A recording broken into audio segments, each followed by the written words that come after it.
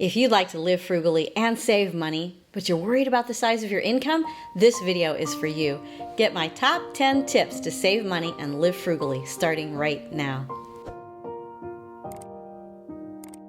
Welcome, I'm Amy, and here at Frugal Over 50, I give you tips and tools for frugal living. Let's talk about these 10 tips. Number 1, take a step back. And when I say take a step back, I mean take a step back from the emotion involved in being worried about your finances and being worried about your frugal life.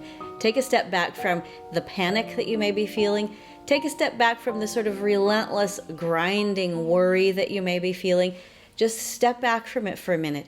Even if you have to do that sort of artificially and pretend it's not there right now, pretend the problems don't exist for a minute, it's worth it.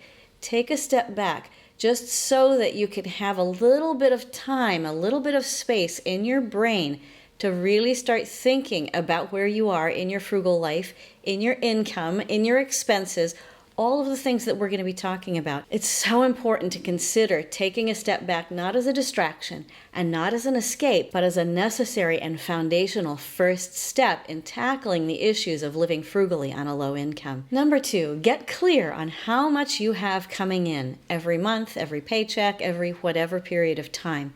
You may know this exactly, you may not know it exactly. One of the things that's really hard when we're dealing with a low income is looking at our income. It's hard to look at it and see just how small it is.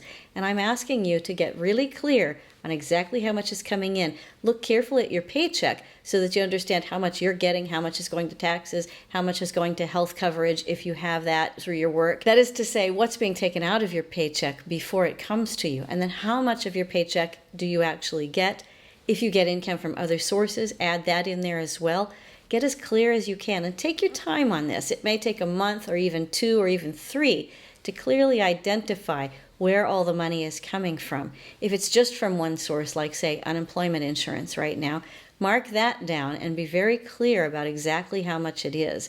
It may seem depressing, but it's an essential second step. Remember, you've taken a step back from the panic and the worry, and now you're just going to look at it as calmly as you can. Now let's go on to number 3, which is to track everything that you have going out.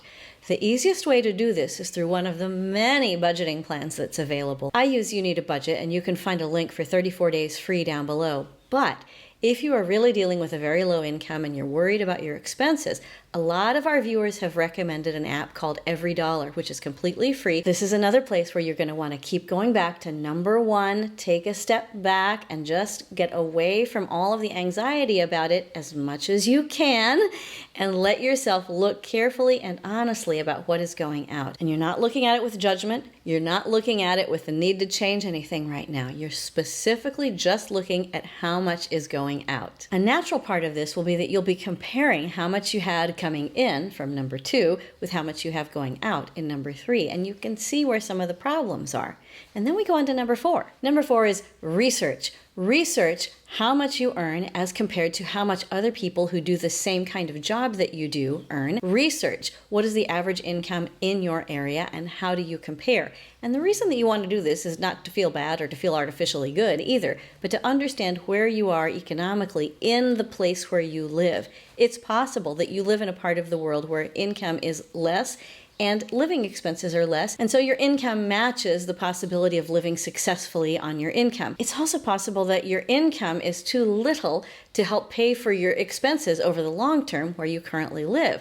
And so then you're thinking about, do I change jobs? Do I change locations? You're starting to ask yourself these kinds of big questions, but you really can't do that until you understand what's the pay standard in your industry, in your area, and also what is the average income and the average cost of living where you are. And once you compare all of those factors, you can kind of see how you fit into the bigger economic picture where you live, and you can start making some bigger decisions. If you're getting value out of this video, would you give it a like and consider subscribing and hit the notification bell so you'll get notified first of new videos. And if you'd like to support the growth of the channel, click the link down below for Buy Me a Coffee. Thank you. Let's keep going. Number 5, you've done a lot of work already, and here is where you start to think about the nuts and bolts. Identify where you can tighten up your expenses. This is where everyday money saving tips that are so easy to find and so much fun to look for on the internet are really fun to put into practice. You folks loved a video I made a while back called 21 Frugal Living Tips from the Great Depression. This is not to make us depressed, but to help us honor our ancestors who really lived through true poverty and were able to make things work in ways that we can learn from and we can use right now. Whatever your income is, whatever you discover from all of the work that you've done so far, you're going to want to tighten up your expenses. You're going to want to use some practical tips to save money. And I have a lot of them right here on the channel, so go and watch all my videos. I won't mind. But tightening up your daily expenses is not about stopping spending entirely for every single thing. We live in a society that's based on money. You're going to have bills. You're going to have to pay them. You don't grow every bit of food that you eat. You're going to have to go to the grocery store. Tightening up expenses is all about prioritizing and determining where do you need to spend and where can you cut back. Number 6, discover how to earn more money. This could be any number of ways. You might do like I've done and start a side hustle that helps bring in more income to your life. A lot of people here on the channel love reselling, purchasing things and then reselling them for a slight markup and making a profit, or just selling things that they have around the house. And people have told me that they make significant money that really helps out their family by reselling. Other people will look for a totally different job, or sell their house and downsize so their housing expenses are less, or review their health care and transportation needs. There are all kinds of things that you can do to increase the income that you have coming in. And as you can see, some of these are actually a gray area between reducing expenses and increasing income because they do go hand in hand. But look for ways to increase the amount of money that is coming to you every single month. I am so grateful to Skillshare for sponsoring this video.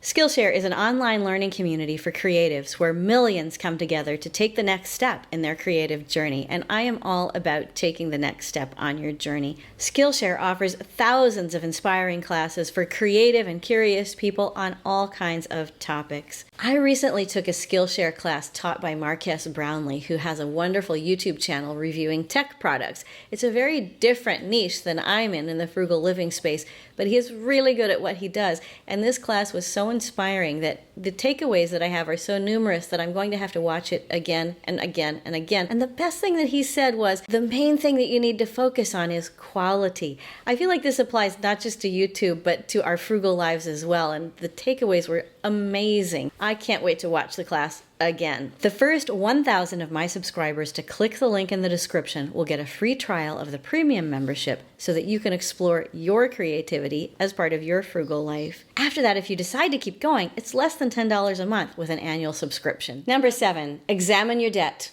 I know. It's really tough, especially if you're on a low income and you're already worried about your money. Looking at your debt is going to be hard. Let me give you some encouragement. It's very difficult for any adult, at least in the United States right now, to get through life without some debt at some point in their lives. We all go through it. Be encouraged that you are not alone. And when you look at your debt, it may seem insurmountable, but it's important to examine it so that you can make plans to pay it off. A lot of people swear by the Dave Ramsey method. He's the one who created the Every Dollar app that I talked to you about earlier. And there are all kinds of other methods for looking carefully at your debt, analyzing what it is, and then making a plan to pay it off in a way that works for you, for your life, for your time frame, for your income. You can do this. Number 8 is a bit more fun. Plan your savings. A lot of people who are working on paying off debt also work on building up savings at the same time so that you always have a little bit of a cushion. It may be that you're in a place right now where it's really hard to think about saving and you just have to plan for it in the future. I have a question for you folks. Would you like to do another savings challenge? Tell me down below in the comments. We did one earlier this year and it was successful and really fun, and we're still talking about it a couple of months later. If you'd like to do another savings challenge, we can. And if you're new to saving and planning for saving, it might be a great way to get into it, just a little bit at a time. What if it's just 50 cents or $1? It's still saving. What if it's $100? It's still saving. What if it's $1,000? That's a big saving. Whatever you can do, plan for saving. Number 9, reach out for help. This is something that I think needs to be emphasized a lot more in the frugal community, and I try to say it as often as I can. There is help out there. Wherever you live, there is help. There's help available for learning how to pay down debt. There's help available for food. There is help available for housing. Help may be thin on the ground where you are, but there is help. There are people who can help. There are organizations who can help. And if you are in a situation where you need help just to get basic needs met, then this video may be very overwhelming for you. And I would encourage you instead to look for help so that you can get back on your feet, so that you can then start implementing some of these things when you're in a position to be able to do so. I pay my taxes, I give donations so that I can help.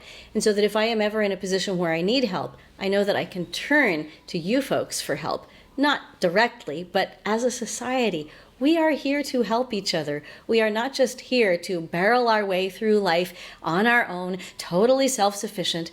No, friends, we are here to help each other. So if you need help, please, I urge you to reach out for help. Tip number 10 is to breathe. We started with me asking you to take a step back. That's something that you can only do a little bit before you start to feel the panic and the worry and the stress creep back in. And so I'm asking you to breathe. Take a deep breath a few times a day when you feel your stomach tightening up from the worry, when you feel stressed, when you can't really think. A lot of times when we have trouble thinking, it's because our brains aren't fully oxygenated because we haven't taken a nice deep breath. So take a deep breath. The physical act of just taking a deep breath and releasing everything will help you to think more clearly, will help you to come up with possibilities, and will help you to get the help that you need to move forward on your frugal living journey. Author Marianne Radmacher said this: "Courage doesn't always roar. Sometimes it's the quiet voice at the end of the day whispering, 'I will try again tomorrow.'" Wherever you are on your frugal living journey, have courage and take the next step, whatever that next step is for you. And know that you are not alone, and I am so proud of you. Live frugally, change your life, and together we will change the world. I can't wait to see you again soon. Bye-bye.